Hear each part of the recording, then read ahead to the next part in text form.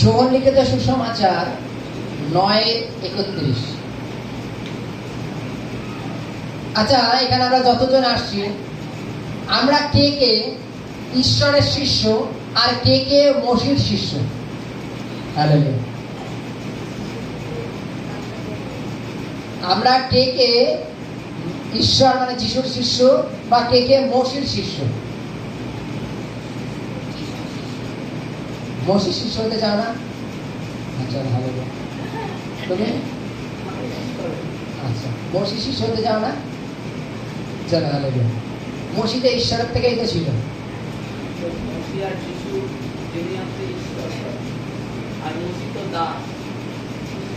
মসি ঈশ্বরেরই তো ছিল।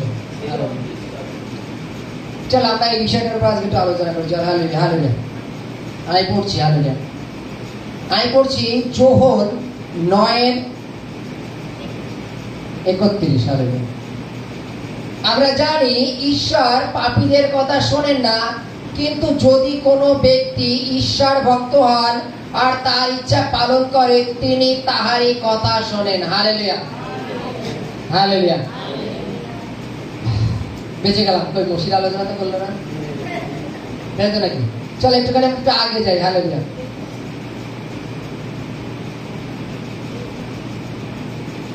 একটু আগের থেকে বলবো, তার আগে একটুখানি একটু বুঝাইনি। এখানে একটা ঘটনা লেখা আছে। একজন অন্ধ ব্যক্তি যিশু তাকে সুস্থ করেছিল। হালেলুয়া। যিশু তাকে সুস্থ করেছিল। সুস্থ করার পরে যখন ফরাসিরা তার উপরে যখন প্রেসার দিচ্ছে যে বলো তোমার চোখ কি করে সুস্থ হলো, সে বলছে একজন লোক আসলো, আমার চোখে কাদা লেপে দিয়ে বললো যাও শিলো সরোবরে ধুয়ে আসো। আমি ধুয়ে আসলাম আর দেখতে পাচ্ছি। এবং এটা তারা পুরোপুরি কনফার্ম সাথে বিশ্বাস ছিল না বলে তার মা বাবার কাছে গেল। তার মা বাবা বলছে যে ও এখন সাবালক হয়ে গেছে, ওর কাছে জিজ্ঞাসা করো।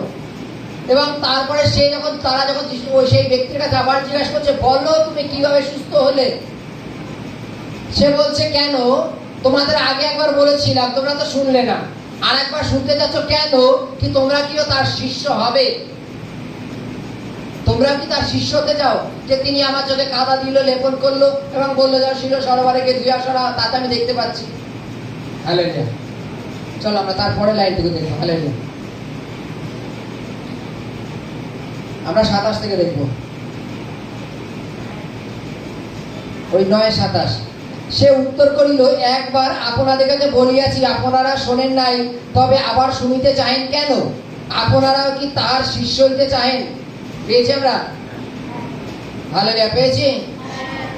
তখন তারা তাকে গালি দিয়া বলিল, তুই সেই ব্যক্তির শিষ্য, আমরা মসির শিষ্য। হালেলুয়া।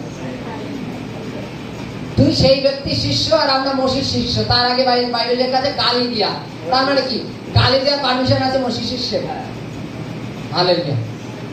মসির শিষ্যের গালি দেওয়ার পারমিশন আছে? গালাগালি দেওয়ার? হালেলুয়া। লাইনটা আমরা ফলো করেছি। বাইবেলে বলছে যে তুই তার শিষ্য হতে পারিস, কিন্তু আমরা মসির শিষ্য। তুই তার শিষ্য। যখন বলছে তুই তার শিষ্য, তাহলে যীশু খ্রিস্ট তাকে যেরূপ চমৎকার করেছিলেন সেই বর্ণনাটা সে দিল, যে তার জীবনে সে কি কি কাজ করলো বা সে কিভাবে সুস্থ হলো, সে কিভাবে দেখতে পাচ্ছে। কিন্তু বাইবেলের কাছে তারা তাকে গালি দিল। আগে গালি দিয়ে বলছে আমরা মসির শিষ্য। মসি শিষ্যদের গালি দেওয়ার পারমিশন নেই, কেননা মসি স্বয়ং ঈশ্বরেরই লোক ছিলেন। মসি যখন পাহাড়ের থেকে প্রস্তর ফলকে 10 আজ্ঞা নিয়ে আসলো, স্বয়ং ঈশ্বর তার নিজের হাতে লিখে দিয়েছিলেন। সেই 10 আজ্ঞা যখন নিয়ে আসলো, মসি অলরেডি ঈশ্বরের সাথে কথা বলতেন। তারা এসে দেখছে তারা পরিবর্তন হয়ে গেছে।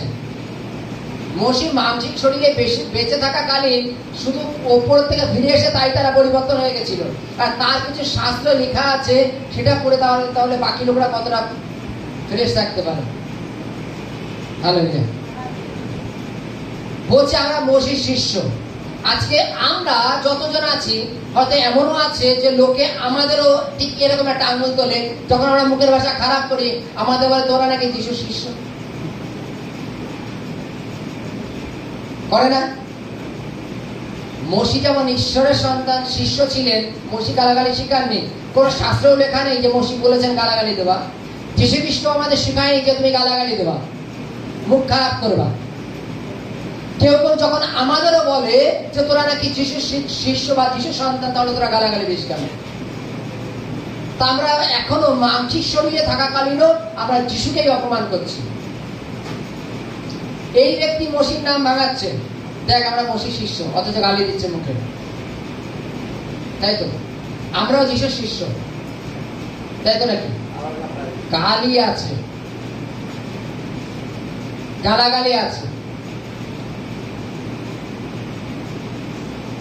আমাকে একজন বলছে গত পরশু থেকে যে গোপালদা তুমি এত মন্ডলীতে জোরে জোরে প্রচার করো, অথচ এই গালাগালি সিস্টেমটা বন্ধ হয় না কেন?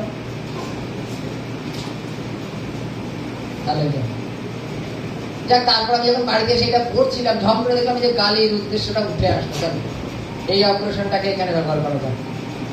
হালেলুয়া। বাইবেলে কি বলছে? বাইবেলে বলছে যে তারা বলছে যে আমরা মসির শিষ্য, তারাকে গালি দিল।